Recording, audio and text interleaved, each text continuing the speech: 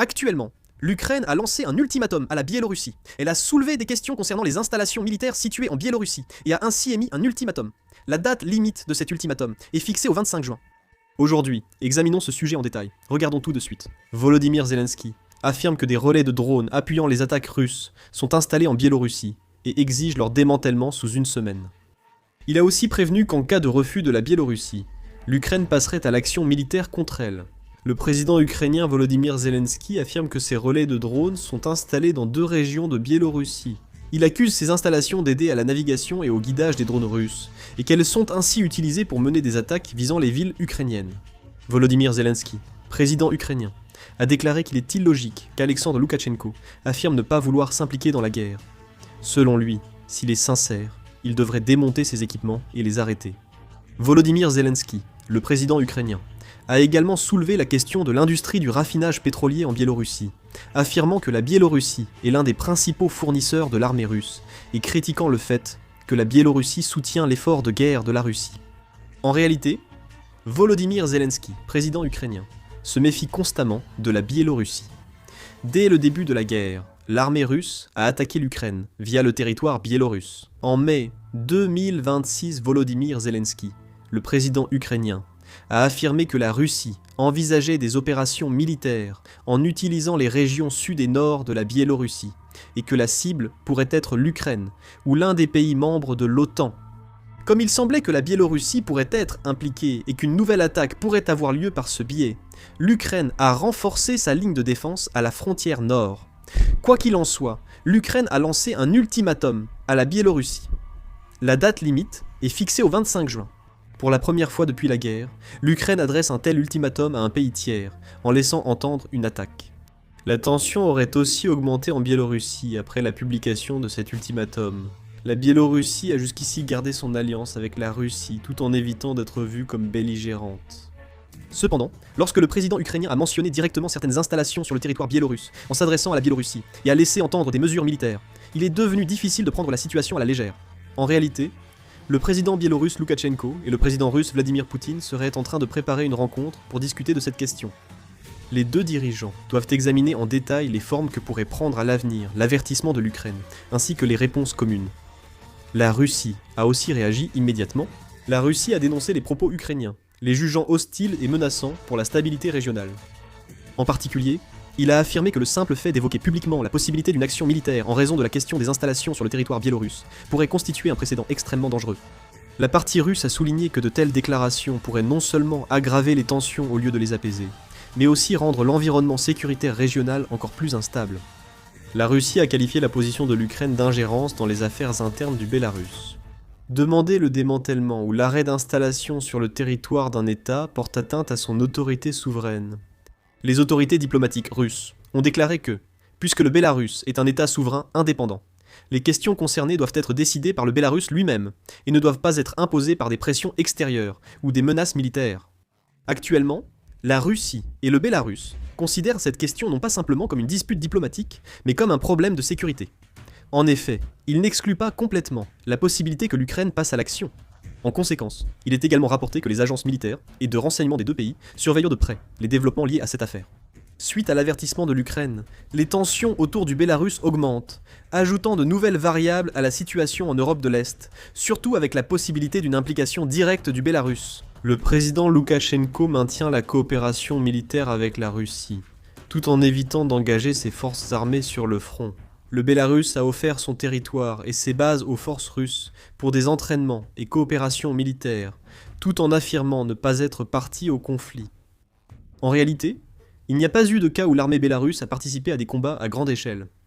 Cependant, la situation pourrait évoluer.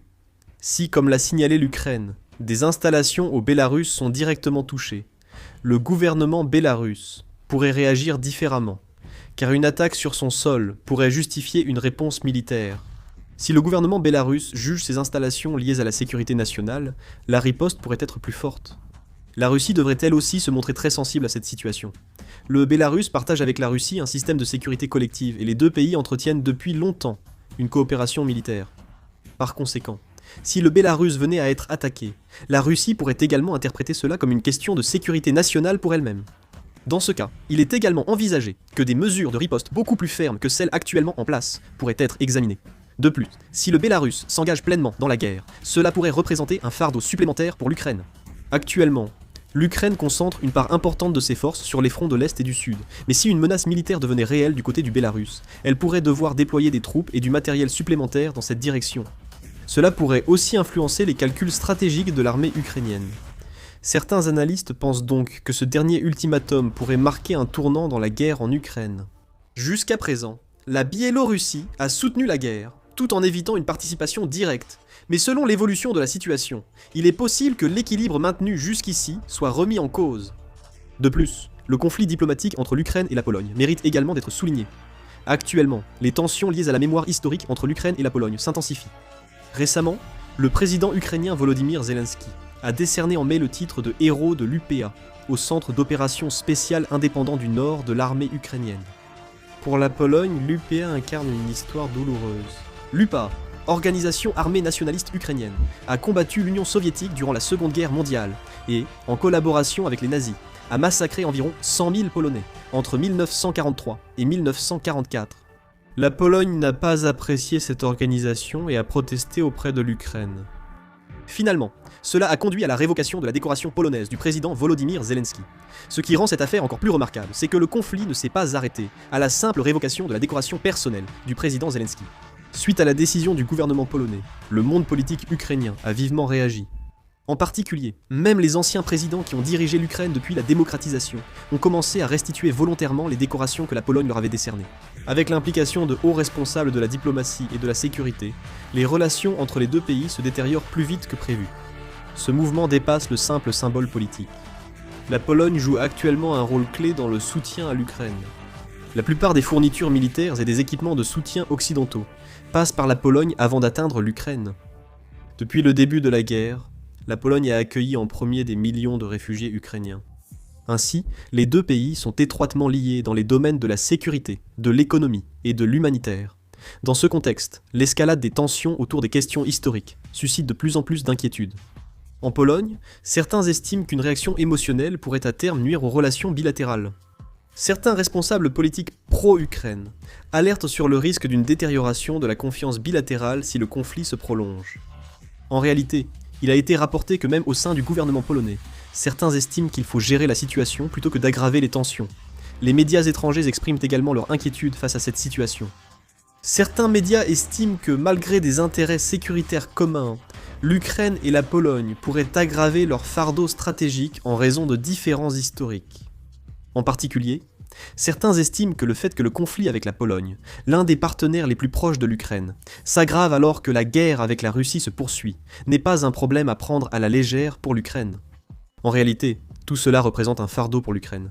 L'Ukraine a adressé un ultimatum à la Biélorussie, et en même temps, elle est en conflit avec la Pologne sur la mémoire historique. Bien sûr, les deux questions sont de nature totalement différente. Le problème avec la Biélorussie relève davantage de la sécurité et des affaires militaires, tandis que le problème avec la Pologne concerne davantage l'histoire et la diplomatie. Cependant, de l'extérieur, l'attention se porte sur le fait que l'Ukraine est en conflit avec plusieurs pays en même temps.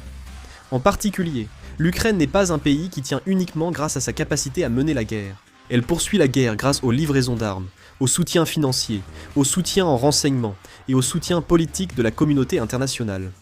C'est pourquoi les relations diplomatiques sont considérées comme un élément aussi important que la puissance militaire. En réalité, l'Ukraine a mené des activités diplomatiques continues auprès de nombreux pays depuis le début de la guerre, et a déployé d'importants efforts pour obtenir le soutien de la communauté internationale.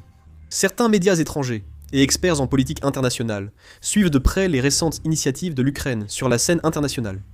Il est vrai que la pression ferme exercée sur la Biélorussie et le conflit avec la Pologne sont survenus pour des raisons différentes, mais lorsque plusieurs questions diplomatiques surviennent simultanément, la manière dont la communauté internationale les perçoit devient également un facteur important. Plus la guerre dure, plus il est crucial que les résultats sur le front, l'image diplomatique et le consensus international peuvent eux aussi jouer un rôle important, selon certaines analyses. De plus, du point de vue des pays occidentaux, la coopération et l'unité entre alliés sont également considérés comme des éléments essentiels dans le processus de soutien à l'Ukraine. Ainsi, si les conflits avec les voisins s'aggravent, certains pays pourraient suivre l'évolution de la situation avec encore plus d'attention. À ce jour, rien n'indique que les principaux pays occidentaux comptent changer leur soutien à l'Ukraine. Cependant, On estime que pour que l'Ukraine continue de bénéficier d'un soutien international stable à l'avenir, il est tout aussi important de gérer ses relations diplomatiques que de répondre militairement. Ah.